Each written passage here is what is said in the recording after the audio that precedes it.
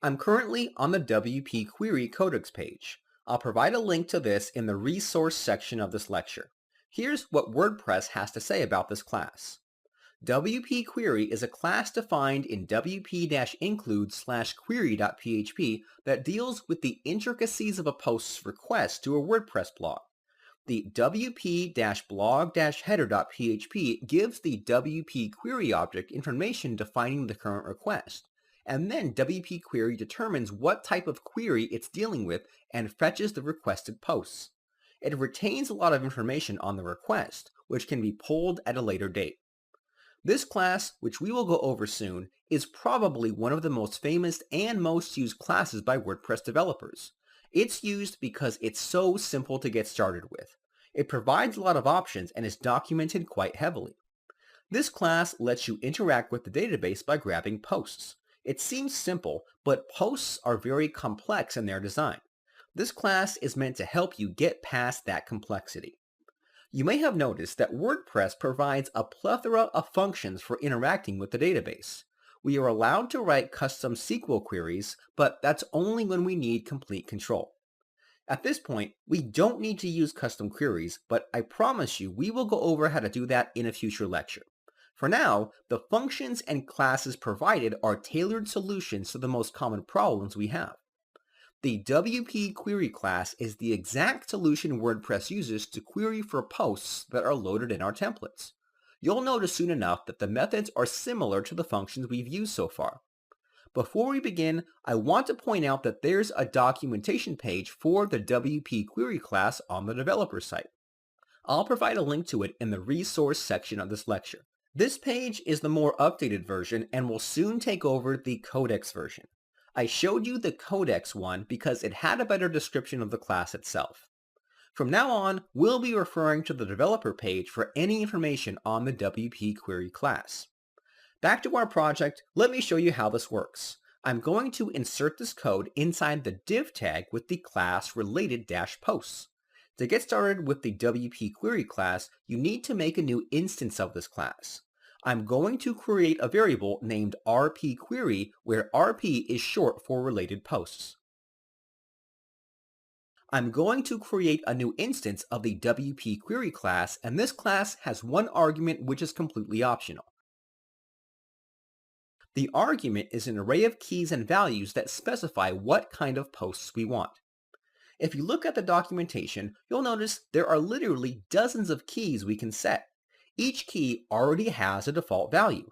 You do not need to feel pressured to define every single one.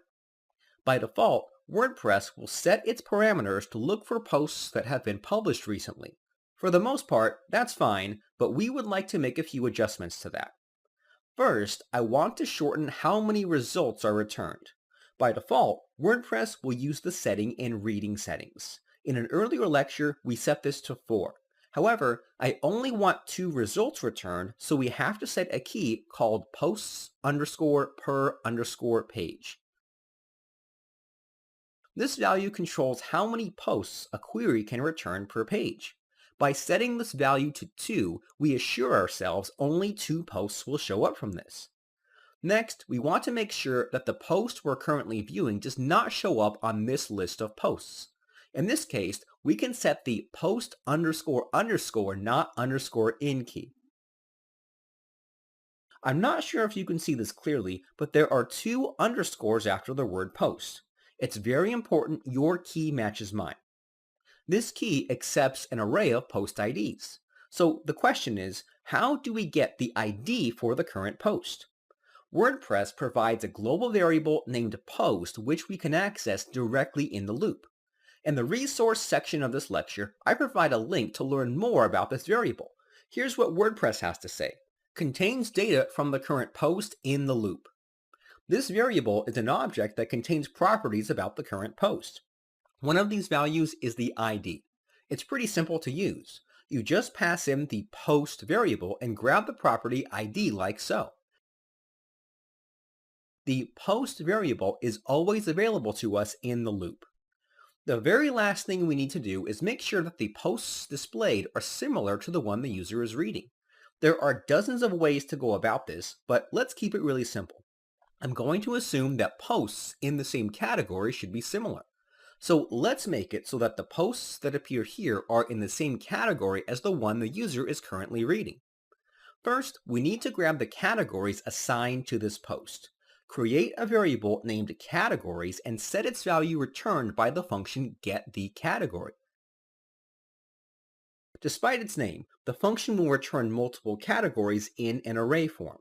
If you're unsure about what values a function returns, then it's always good practice to actually just print out the data so you can view what's in it. I'm going to use the printr function, which is a PHP function that will output array and object data. Refresh the page and you will see the object being outputted like so. Now we have a good idea about what kind of data is returned. I'm going to remove this print statement and move on to the query object. To choose a specific category, we must define the cat key. This key's value will only be an integer which represents the ID of the category. Even though we may have multiple categories, I'm just going to concern myself with the very first category in the array. I'm going to use a ternary operator to check if the categories array is empty. If this returns false, then I'm going to grab the first category in the array. We next need to grab the ID of that category. That ID is assigned under the property termID. However, if the array is empty, then I'm going to set the value to null. That's it. Let me quickly go over what's going on. To query the database for posts, we create a new instance of the WP query object. By passing in this array, we can specify what kind of posts we'd like to grab. The posts per page key allows us to define how many posts we'd like per page. The post not in key allows us to define what posts should not be returned. In our case, the current post being viewed should not be returned. The cat key allows us to define if the posts should be in a specific category. By doing all this, WordPress will then generate a custom SQL query and then execute that query and return an array of posts. All we have to do now is display the results. We actually already know how to do this. Inside a conditional statement, we can call a method from the rpQuery object, which is havePosts. You'll notice that this method is the exact same method used in our main loop. What we have here is called a secondary loop. I promise you that I will explain what this is in just a moment. For now, just keep following along. If this custom query does have posts, then we can use a while loop like so. Then we can grab the current post using the post method. Just like last time, I'm going to grab the static HTML and just replace it with its template tag equivalents. You don't have to use the rpQuery variable anymore, as WordPress assumes all post data comes from it. For example, if I used the title function, WordPress will grab the title from whatever the current loop it's in. Since it's in our custom loop, it'll grab the title from the custom loop. It will not grab the title from the main loop that encompasses everything. I hope that makes sense. If not, I'll go more into detail in just a moment. For now, I encourage you to pause the video and try it yourself. Alright, if you couldn't get it, that's fine. Let's go over it together. First, I'm going to move the static post into this loop. The static post is this div tag with the class mPost. Make sure to delete any other static copy.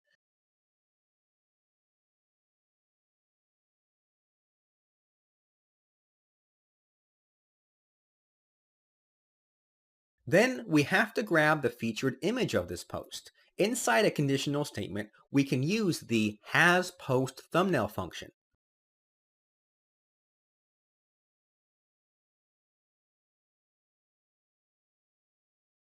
I'm going to place the image and its link inside this conditional statement. Then we can replace these values with the appropriate template tags. For the thumbnail, I'm going to set the size to thumbnail. Unlike last time, we don't need the full size image. By default, the thumbnail size is 150 by 150, which is good enough. This isn't anything new so far. Continuing on, we use the functions the permalink, the title, get the date, comments number, and the excerpt.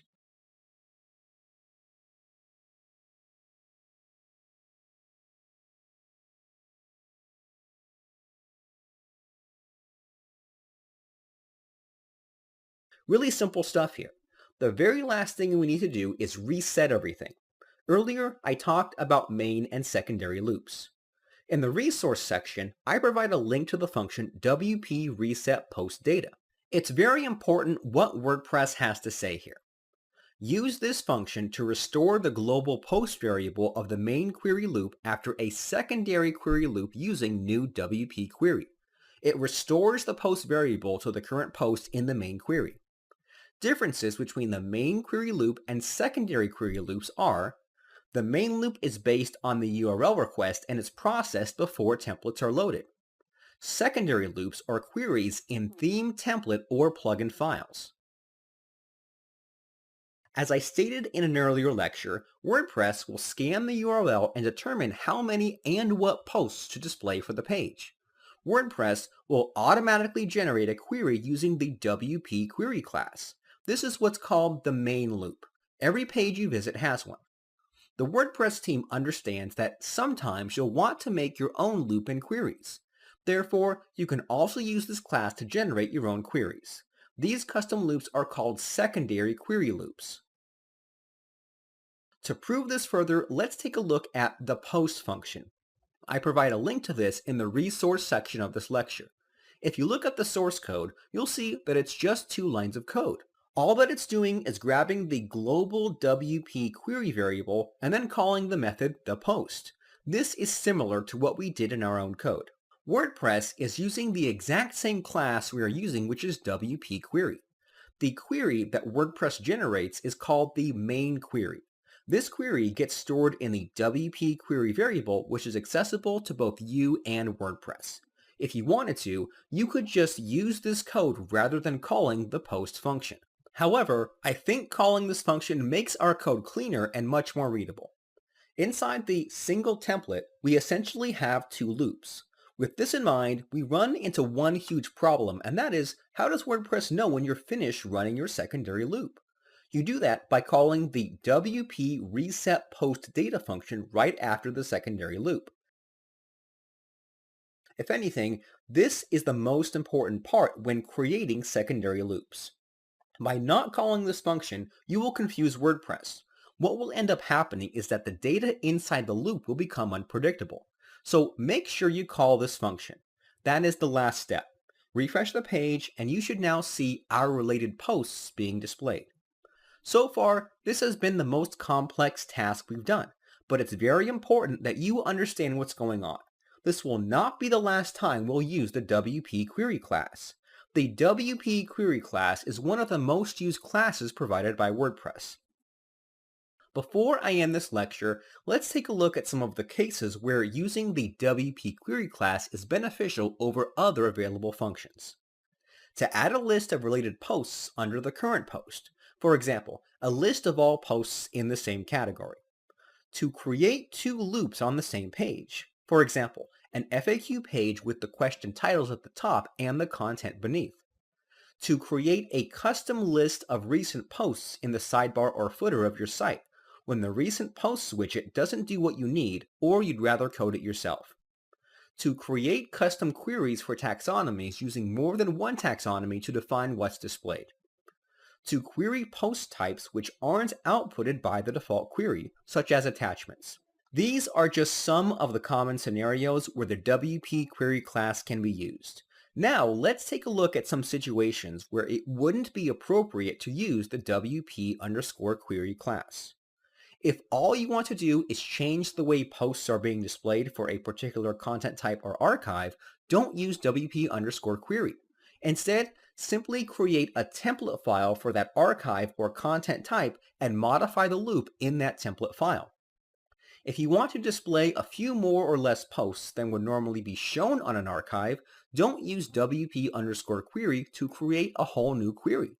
Instead, use pre_get_posts to modify the main query along with a conditional tag to single out where exactly you want to do it. Beware of running too many queries on a page. You could theoretically create a page with hundreds of custom queries, but just think of the server load. If you need more than 4 or 5 queries on a page, you might want to consider creating extra pages.